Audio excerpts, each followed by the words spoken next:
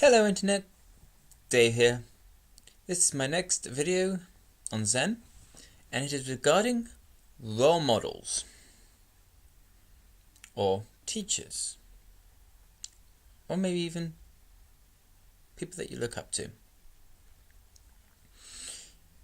An apprentice, for example, will not be up to his teacher's good points. In a world where the arts either by will retrieve and imitate only the bad ones, this is worthless. There are people who are good at matters but have no uprightness. In imitating someone like this, one is likely to annoy the politeness and imitate only the lack of uprightness. Now people are probably thinking, what in all of creation have you just said? Basically, from my understanding, is that when we look up to somebody, whether there be a teacher, a parent, somebody from celebrity society, politicians, action stars, when we try and copy what they do, we don't necessarily take all the good stuff. We take everything. And we only seem to imitate the negative points. But if we take only the good points of all the people we look up to, ignoring all the stuff that they aren't so good at, like for example, if somebody's really, really good at speaking with others and communicating with them, but has no physical attributes, as in they're taking drugs, they smoke, they drink lots of alcohol, they sleep around a lot. We take away those things that they're not good at and only take what they are good at. Say for example, if somebody else is extremely loyal to one particular person, theory, thesis, religion, aspires us, but they're not very good socially. Everybody has a strength and everyone has a weakness. If we look to our role models and only take and be inspired by their strengths, but leave their weaknesses, we will therefore become a much better person. If we only perceive people's good points, we will have model teachers for everything and anything if we take only the good points. What is a good point? Good points, bad points, habits, the way people do things, the way people communicate. I know I have a lot of bad points. I know I have some good points. I know, for example, that there are some people out there who watch these videos who are like, well, why are you explaining Zen in this way? Why are you not doing it like anyone else? Because I am an individual, even though we're all the same. This is my way of communicating with others. If it's understood and received well, brilliant. Do you think there will be a way to do better? Brilliant. That is the point of Zen. Each individual can come to their own conclusions. At the moment, this is my conclusion about role models. Doesn't mean it's right? No. Doesn't mean it's wrong? No. It's just what's right at this moment in time.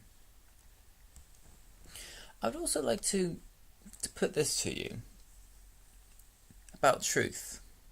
You know, that thing that we're all striving for, what is true, what a lot of politicians say is true, lots of what the news say is true. What is truth? Let me read you this story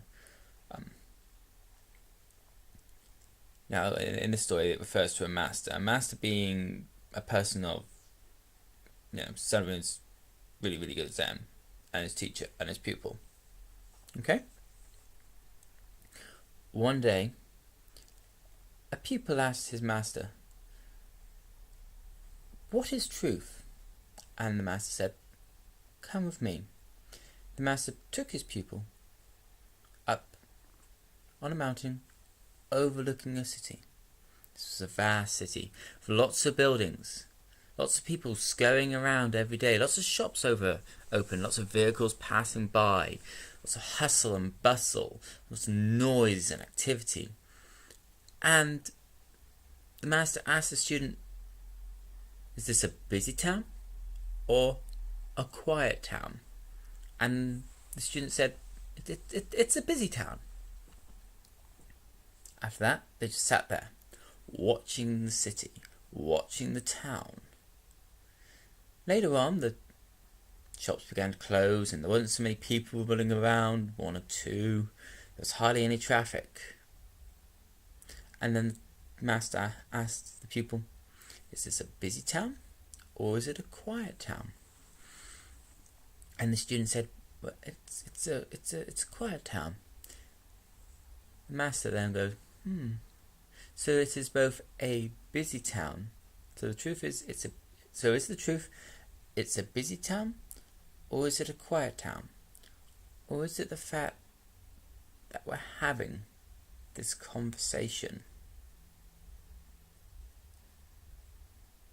I'll leave you with that for a little minute. What is truth? The truth? It changes with perspective. Perception? No, not perspection. View. The view. Perception. That's it. Perception. One moment, the truth could be it's a busy town. At the next moment, it can be a quiet town. It can be both. It can be neither.